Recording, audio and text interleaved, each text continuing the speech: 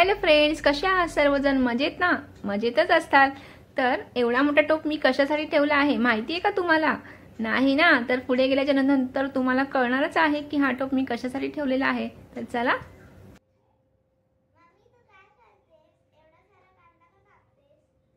बिर्याणी बनवायला. तुला बिर्याणी खायची ना, म्हणून मी आज स्पेशल बिर्याणी बनवणार आहे. तर फ्रेंड्स, माझ्या चिवला ना बिर्याणी फार आवडते, म्हणून मी तिच्यासाठी अर्धा किलो चिकन घेऊन आले चिकन बिर्याणी बनवण्यासाठी. तर चिकन आणल्याच्या नंतर त्याला मी छानपैकी 2 ते 3 पाण्याने धुतलं. तर आता ना आपल्याला चिकनला मॅरिनेट करायसाठी 3 ते 4 चमच टेबलस्पून इतकं मी दही घेतलेलं आहे. तर त्यानंतर आलं लसणाची पेस्ट 1.5 चम्मच घालायची आहे. तर मी ही पेस्ट घरातच तयार केलेली आहे. जर तुमच्या जवळ नसेल तर तुम्ही रेडीमेड घेऊन येऊ शकता. तर इथे आहे सुहाना बिर्याणी मसाला. तर तुमच्याजवळ जो बिर्याणीचा मसाला असेल तो तुम्ही घालू शकता. 2 चम्मच इतका घालायचा आहे. तर ना आता आपल्याला काय करायचं आहे माहिती आहे का? हे चिकन आहे ना चांगलं मिक्स करायचं आहे. तर मी इथे स्पूननेच करत आहे. तुम्ही हाताने सुद्धा करू शकता, कारण माझ्या हाताला ॲलर्जी होते त्यामुळे मी इथे स्पूननेच करत आहे. तर त्यानंतर आपल्याला हे अर्धा किंवा पाऊण तासासाठी मॅरिनेट करायला ठेवायचं आहे. त्यानंतर मी अर्धा किलो बिर्याणीचे तांदूळ सुद्धा घेतलेले आहेत, धुवून घेते. आता हे सुद्धा आपल्याला अर्धा तासासाठी ठेवायचं आहे साईडला धुवून स्वच्छ. तर त्यानंतर मी इथे घेतलेले आहे 4 मीडियम साईजचे टोमॅटो. आणि त्यानंतर बघा थोडासा खोबऱ्याचा तुकडा सुद्धा घालायचा आहे, ओल्या खोबऱ्याचा आहे. तर इथे 4 मिरच्या घेतलेल्या आहेत, हिरव्या मिरच्या. तर तुम्हाला जर जास्त तिखट हवं असेल तर तुम्ही अजून 2-3 मिरच्या वाढवू शकता. त्यानंतर थोडीशी कोथिंबीर आणि त्यानंतर हा आहे पुदिना. तर हे 4 वस्तूच फक्त आपल्याला मिक्सरला वाटून घ्यायच्या आहेत. मी आहे ना खोबऱ्याचा थोडासा तुकडा ना बिर्याणीमध्ये किंवा पुलाव बनवताना टाकतेच, आणि त्या खोबऱ्यामुळे ना त्या बिर्याणीला इतकी किंवा पुलावाला इतकी भारी टेस्ट येते ना. तर तुम्ही खाल्ल्याच्या नंतर तुम्ही सुद्धा कमेंट करून मला नक्की सांगताल की खरंच काय भारी बिर्याणी झालेली ते. तर आता इथे आपल्याला ना जे चिकन मॅरिनेट करायला ठेवलेलं ना ते आता आपल्याला शिजवायला टाकायचं आहे. तर त्यासाठी इथे मी एक टोप घेतलेला आहे मोठा, आणि त्यात 4 चम्मच तेल टाकलेलं आहे, मोठे मोठे चम्मच. तर इथे हा खडा मसाला आहे, थोडासा तेजपत्ता, तर काळी इलायची, आणि इथे दालचिनी आहे थोडीशी, आणि आपल्याला 2 इलायची आणि 4 काळी मिरी आणि 4 लवंग इतकं घ्यायचं आहे. ह्या तेलामध्ये गरम गरम तेल होऊन द्यायचं आहे चांगलं, आणि त्यात हे गरम गरम तेलामध्ये सोडायचं आहे. तर इथे मी थोड्याशाच घेतलेल्या आहे, कारण की गरम मसाल्यामुळे काय होतं असं झणझणतं, आणि लहान मुलं जर खाणारी असतील ना तर जर त्यांना झणझणलं ना तर ते तिखटापेक्षा पण ते भयानक लागतं. त्यामुळे ना मी गरम मसाला थोडा कमीच घातलेला आहे. तर हे बघा इथे मी घेतलेले होते चांगले 5 ते 6 कांदे कापून घेतलेले आहे. छोटे छोटे साईजचे होते ते, म्हणजेच मीडियम आकाराचे होते. तर मस्तपैकी असे त्याला उभं चिरायचं आहे आपल्याला. तर हा कांदा आहे ना आपल्याला असा हलकासा लालसरपणा येईपर्यंत त्याला जरासा भाजायचा आहे. म्हणजे हाय फ्लेमवरती जर तुम्ही भाजलात ना तर तो पटपट भाजेल, पण खाली जळण्याची शक्यता आहे. तर हाय स्लो फ्लेम करतच तो आपल्याला कांदा भाजायचा आहे. तर पाहू शकताय कांदा असा लालसर थोडासा झालेला आहे, पण तो सफेदच आहे. तर त्यानंतर आपल्याला घालायचे आहेत हे 4 टोमॅटो उभे चिरलेले, मीडियम आकाराचेच टोमॅटो होते हे सुद्धा. तर आपल्याला हे सुद्धा असे थोडे चांगले परतून घ्यायचे आहे 5 ते 6 मिनिटं. जोपर्यंत त्याला तेल सुटत नाही ना तोपर्यंत आपल्याला असं परतत राहायचं आहे.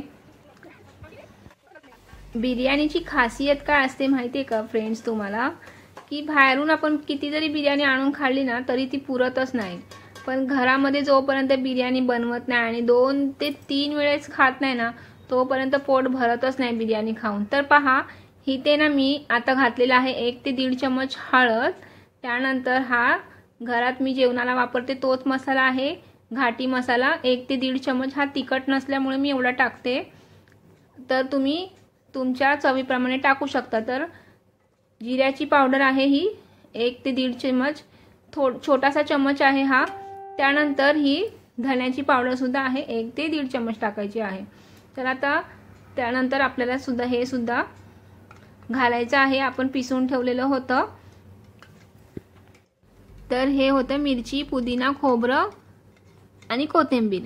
हे आपण मगाशी पिसून ठेवलेलं होतं एका साईडला, तर ते सुद्धा आपल्याला पूर्णपणे ह्यात घालायचं आहे। आणि आता हे घातल्याच्या नंतर सुद्धा आपल्याला हे चांगलं मिक्स करून घ्यायचं आहे। तर ह्याला सुद्धा आपल्याला 2 ते 3 मिनिटं असं छान रोस्ट करून घ्यायचं आहे, भाजून घ्यायचं आहे। तर पाहू शकता तुम्ही, तर हे छानपैकी मिक्स झालं आहे। तर तेलाचं प्रमाण तुम्ही पाहू शकता की किती कमी आहे। तेल जास्त घातल्याने काय होतं, कधी कधी ते चिकन आहे ना, चिकनला सुद्धा खूप तेल सुटतं आणि आपण जर तेल जास्त घातलं ना, मग ते पूर्ण तेल तेल होतं आणि त्यामुळे चिकन बिर्याणी खायची मजा खूप कमी होते। तर पाहू शकता तुम्ही। तर आता ह्यामध्ये सुद्धा मी 1 चम्मच इतका बिर्याणी मसाला घालत आहे। तर फ्रेंड्स, ही इतकी सोपी पद्धत आहे ना बिर्याणी बनवायची।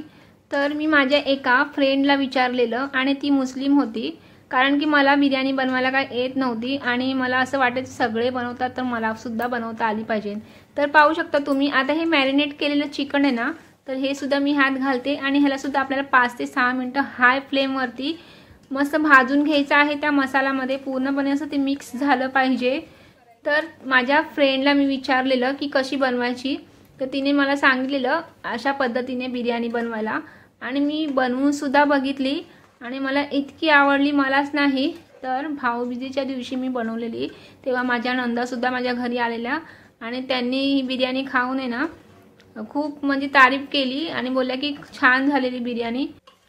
मग काय, तेव्हापासून मी अशा पद्धतीनेच बिर्याणी बनवू लागले आणि बिर्याणीच नाही तर मी व्हेज पुलावसुद्धा अशाच पद्धतीने बनवते आणि तो माझा पुलावसुद्धा इतका भारी बनतो की काय सांगू। तर त्यानंतर आपल्याला घालायचं आहे यामध्ये चवीनुसार मीठ। तर मीठ पाहू शकता तुम्ही, आपल्याला एकदाच टाकणार आहोत। आपण भात आहे ना, तांदूळ दुसऱ्या साईडला आपण शिजवणार आहोत, तर एकदा मीठ टाकल्यानंतर आपल्याला पुन्हा मीठ टाकायचं नाही आहे। तर त्यामुळे चवीनुसार आपल्याला ह्यात मीठ टाकायचं आहे।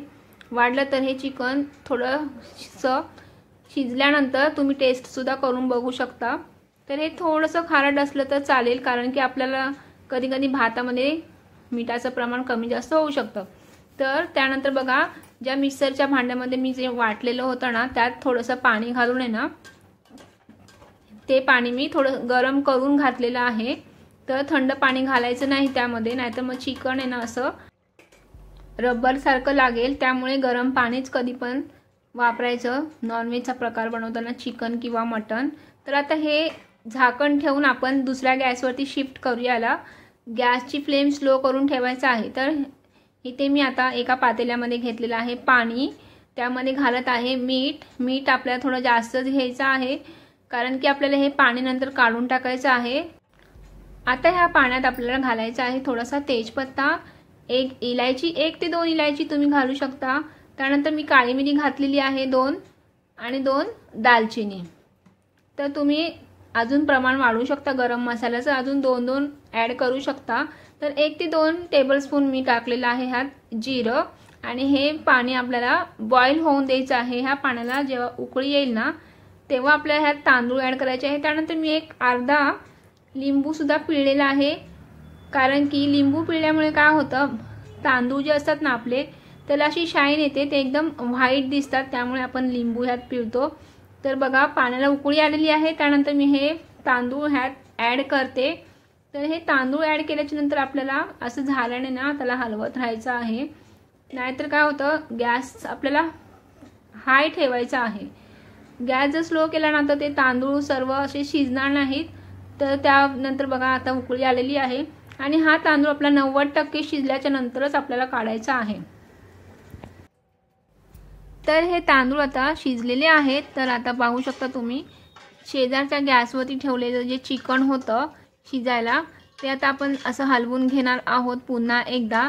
तर गॅसची फ्लेम आहे ना आपल्याला स्लो ठेवायची आहे। जो तांदळाचा गॅस आहे तो बंद करून टाकायचा आहे आणि आता बघा, असं झाऱ्याच्या साहाय्याने आपल्याला पाणी चांगलं नितळून घ्यायचं आहे, किंवा तुमच्याकडे जर चाळण असेल ना, तर त्यात सुद्धा तो तांदूळ तुम्ही पूर्ण काढून घेऊ शकता अगोदर आणि नंतर टाकू शकता। तर मी आता ह्या झाऱ्यानेच टाकते ह्यामध्ये तांदूळ काढून। तर अशा पद्धतीनेच आपल्याला पाणी चांगलं नितळूनच टाकायचं आहे। तर पाहू शकता, चिकनमध्ये सुद्धा पाणी अजिबात नाही आहे, म्हणजे थोडंसं प्रमाण ठेवायचं आपल्याला 10%, कारण की जर आपण भात 90% शिजवला ना, तर त्या 10% मध्ये तो बाकीचा उरलेला जे तांदूळ असतात ना, ते शिजून निघतात आणि भात एकदम असा सुटसुटीत होतो। तर हे आहे फूड कलर। तर फूड कलर थोडंसं पाण्यामध्ये आपल्याला थोडंसं 1 किंवा अर्धा टेबलस्पून फूड कलर घालून असं मिक्स करून त्याला असं भातावरती सोडायचं आहे। त्यानंतर थोडासा कोथिंबीर आणि थोडासा पुदिना असं आपल्याला वरून घालायचा आहे। तर आता ह्याच्यावरती ना आपल्याला 5 ते 6 मिनिटं झाकण लावून ठेवायचं आहे। गॅसची फ्लेम स्लो करून किंवा तुम्ही एक तवा चांगला गरम करून त्यावरती हा टोप ठेवू शकता गरम करायला, शिजवायला भात बाकीचा। तर त्यानंतर बघा चांगलं 2 ते 3 चम्मच तुम्हाला असं वरून हे घी सोडायचं आहे।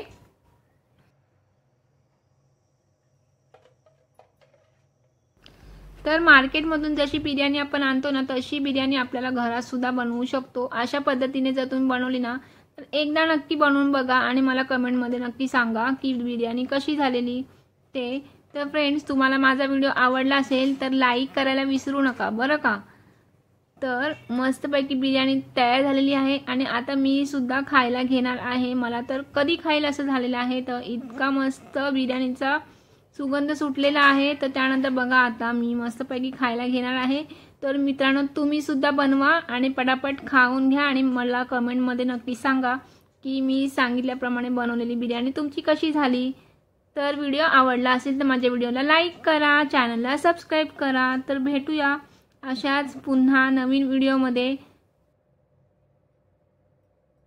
आणि तुम्हाला पुढचे कुठले व्हिडिओ पाहायला आवडतील, कुठल्या रेसिपीचे, हे मला कमेंटमध्ये सांगायला विसरू नका। तर भेटूया आपण अशाच नवीन व्हिडिओमध्ये।